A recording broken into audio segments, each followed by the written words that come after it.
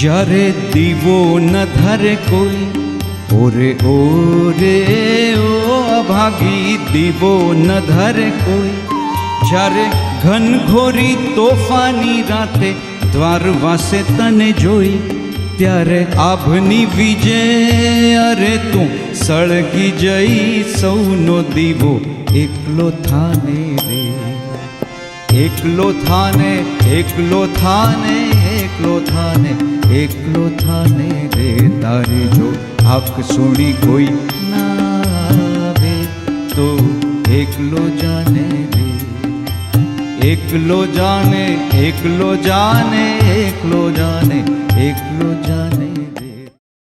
ઉપસ્થિત મંચસ્થ મહાનુભાવો અને આ ગુણાનુવાદ સભામાં ઉપસ્થિત સદસ્યશ્રીઓને મારા વંદન. માણસો વિદાય તો લે છે, ઘણા બધા મહાનુભાવો પણ વિદાય થતા હોય છે, પણ એના ગુણોને યાદ કરવા માટે સભા યોજાય એ જ એમના વ્યક્તિત્વનું એકદમ ખૂબ જ અગત્યનું પાસું છે કે જે વ્યક્તિના ગયા પછી એના ગુણોની ચર્ચા કરવા માટે એમના માટે સભા યોજવામાં આવી છે. એટલે આ ગુણાનુવાદ સભામાં જે આયોજકો છે એમાં જે વિવિધ સંસ્થાઓ છે એમાં દલિત સાહિત્ય પરિષદ અને અમારું અભૂતપૂર્વ અધિકારીઓનું મંડળ, અમારા ખાતાના નિવૃત્ત અધિકારીઓનું મંડળ છે, એ પણ એમાં સામેલ થયું છે.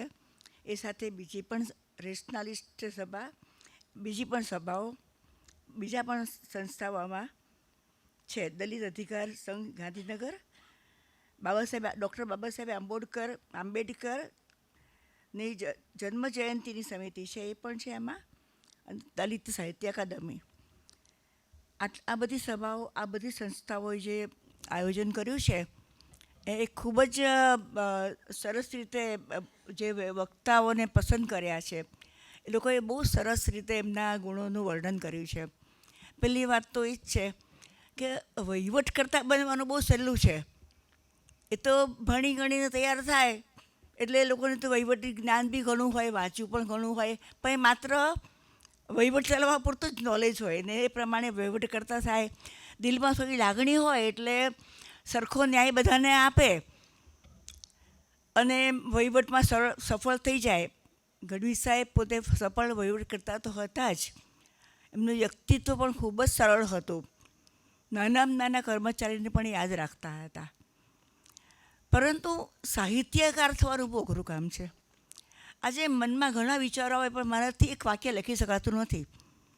That is presentation. એને માટે તમને ગમે તેટલા વિચારો હોય કે મારે આ લખવું છે પણ કલમ તો ઉપડે પણ બીજા શબ્દ પાછા ગૂંચવાય કે હવે કયો શબ્દ વાપરવો. એટલે સાહિત્યકાર તો એવા જ થઈ શકે છે કે જેના લોહીમાં ગુણ હોય સાહિત્ય અંગેનો. કારણ કે એક પણ શબ્દ લખવો હોય કે એક કવિતા લખવી હોય તો પણ ખૂબ અઘરું કામ છે. એટલે ગઢવી સાહેબનું સૌથી મોટું તો એક એ જ હતું કે સાહિત્યકાર પણ હતા. આટલા મોટા વહીવટી કામ કરતાં 50 પુસ્તકો લખી નાખવા અને કવિતાઓનો સંગ્રહ બહાર પડે માણસનો, એટલે ઇટ ઇઝ ટુ મચ. ઘણું બધું મોટું એમનું એચિવમેન્ટ હતું અને એટલે બધા અત્યારે યાદ કરે છે. હવે આપણા સમાજમાં જે વર્ણ વ્યવસ્થા ઘૂસી ગઈ, જે કલ્પના બહારની બાબત હતી, એ એવા સંજોગોમાં આવી ગયું ને એનો મિસયુઝ બી ઘણો થયો. એ બાબતોને બહુ ખરાબ રીતે લેવામાં આવી અને અમુક વર્ગો તો બિલકુલ વંચિત જ રહી ગયા. એ જ કોને ખબર પડે કે જેવા એરિયામાં જઈને જેણે કામ કર્યું હોય તેને જ ખબર પડે કે આ માણસોને કેટલી રીતે દૂર રખાય, સમાજથી દૂર રખાયા છે. અને આપણા બધાના સદભાગ્ય કે ડૉક્ટર બાબા સાહેબ આંબેડકર જેવા ખૂબ જ બ્રિલિયન્ટ વ્યક્તિને કે જેને સમાજનું જ્ઞાન હતું, એ પોતે પણ દલિત સમાજમાંથી બહુ સુંદર રીતે ભણ્યા, ગરીબાઈમાંથી પણ એટલા આગળ આવી ગયા. એટલે એમને ખબર હતી કે મારે શું કરવું જોઈએ, એટલે એમણે બંધારણમાં જ વીકર સેક્શન્સ અલગ કરી નાખ્યા.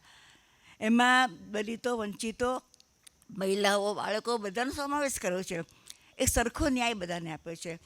એટલે તો ખબર પડી કે આટલા બધા વર્ગના આટલો બધો વર્ગ છે કે જે સમાજથી અલગ થઈ રહ્યો, અલગ રીતે જીવી રહ્યો છે. જેને સમાજમાં લેવો હોય તો શું શું પગલાં ભરવા પડે. પછી ધીમે ધીમે વહીવટી પ્રક્રિયાઓ ઘણી થઈને બધા ડિપાર્ટમેન્ટો ઉપસ્થિત થયા.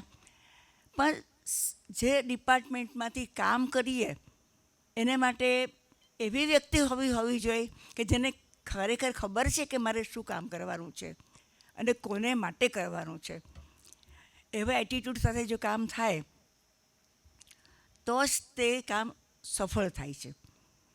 અને એને માટે માત્ર વહીવટનું જ્ઞાન હોવું જરૂરી નથી, એની સાથે સાથે પોતાના અંતરમાં એવી સેવા ભાવના હોય એ બહુ જરૂરી છે.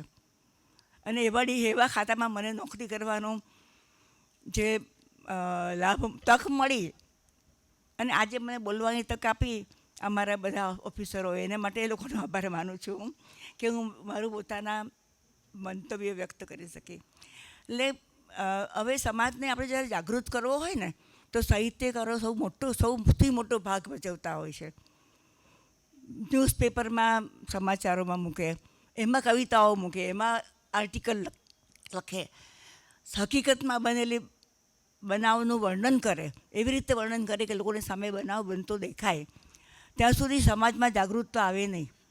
ને ગઢવી સાહેબ એ કામ કરી ગયા કે પુસ્તકો મૂકીને એમણે સમાજમાં બધાને જાગૃત કર્યા કે તમારા અધિકાર માટે તમે લોકો લડો. હવે બહુ સહન કરતા આવ્યા છો. અને બાબા સાહેબ આંબેડકરે એ માટે જે દિશા સૂચવી અને તેમાં આવા જે અધિકારીઓ હોય સરળ સ્વભાવના, લાગણીશીલ, એ લોકો જ સાચા અર્થમાં સમાજની સેવા કરી શકે. ને એ સમાજ સેવા છે. નીડી વ્યક્તિઓને મદદ કરવી, એને ઉત્કર્ષ માટે યોજનાઓનો અમલ કરવા, એ બધું કરવા માટે પણ દિલમાં એક ભાવના હોવી ખૂબ જરૂરી છે. અને ગઢવી સાહેબે એ રીતે બહુ જ સરળતાથી કામ કર્યું. મને એક પ્રસંગ યાદ આવે છે, મેં ક્યાંક વાંચ્યું, અમારા ગ્રુપમાં જ લખાઈને આવ્યું હશે કે એક જિલ્લામાં એ ગયા હતા મોનિટરિંગ માટે. ત્યાં એમણે ચેકિંગ કરવાનું હતું, એમાં એવી અરજીઓ કે જે મંજૂર થઈ હતી એ તો અમે જોઈ જ નથી. પછી અરજીઓ નામંજૂર થઈ હતી એનો બંચ મંગાવ્યો અને એ નામંજૂર અરજીઓમાંથી એમણે કેટલીક અરજીઓ બહાર કાઢી કે આ તો બધી મંજૂર થાય તેવી અરજીઓ છે, તો હવે એને મંજૂર કરો. કેટલું સરસ એમનું લક્ષ્ય હતું કે ખરેખર જેને અન્યાય થયો છે એનું કામ કરવાનું હોય ને, કે નામંજૂર કરી સાઈડમાં કાગળ મૂકી દઈએ, પણ જ્યાં સુધી મંજૂર થાય ત્યાં સુધી એને મંજૂર કરી જ દેવું પડે.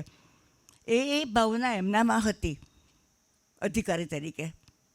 બાકી ખામીઓ શોધવાવાળા તો ઘણા હોય, પણ કામ કરવાવાળા કોઈક જ વ્યક્તિ હોય. એવા સરળ સ્વભાવના ગઢવી સાહેબ હતા.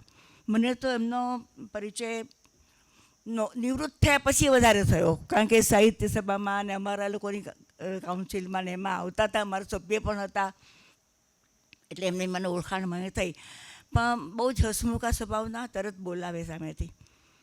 અને તે કરતાંય વધારે તો એમને જે કહેવું હોય ને સીધે સીધું કહી દેતા હતા.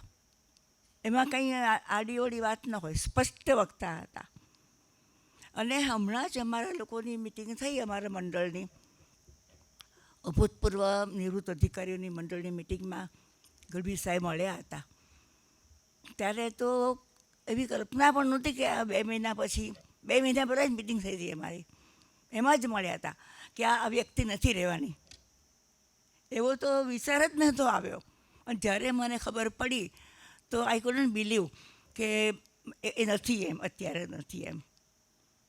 અને એમના ગયા પછી પણ બધા યાદ કરે છે, એ જ એમના ગુણોનો પરિચય છે. અને આજે જે ગુણાનુવાદ સભા પણ રાખવામાં આવી છે, એમાં એમના ગુણોના પરિચયથી ઘણી બધી બાબતો જાણવાની મળી. હું તો સાહિત્યકાર નથી, કદાચ મને એટલું સરસ લખતા ને એટલું સરસ બોલતાય ન આવડતું હોય, પણ મારી આગળ જે બધા બોલી ગયા છે એવું સરસ બોલી ગયા છે ને એટલું ફાઇન કવિતાઓ રજૂ કરી ગયા છે, સરસ વ્યક્તવ્ય આપી ગયા છે, અને આપણને સાચા અર્થમાં એમનો પરિચય કરાવી ગયા છે. ઘણી બાબતો જે આપણે નહોતા જાણતા તે આજે જાણવાની મળી ગઢવી સાહેબ વિશેની. એટલે આવી વ્યક્તિઓને જ્યારે આપણે શ્રદ્ધાંજલિ આપીએ, એમના ગુણનું જ્યારે ચર્ચા કરીએ એમના ગુણો માટે, તો આપણને ખરેખર ખૂબ દિલમાં એવું થાય કે આપણે સાચા અર્થમાં એ વ્યક્તિને ઓળખ્યા છે. આટલા બધા જેમના ગુણો માટે બોલી ગયા એ બાબતોની ખબર નહોતી, જેની આજે આપણને ખબર પડી રહી છે.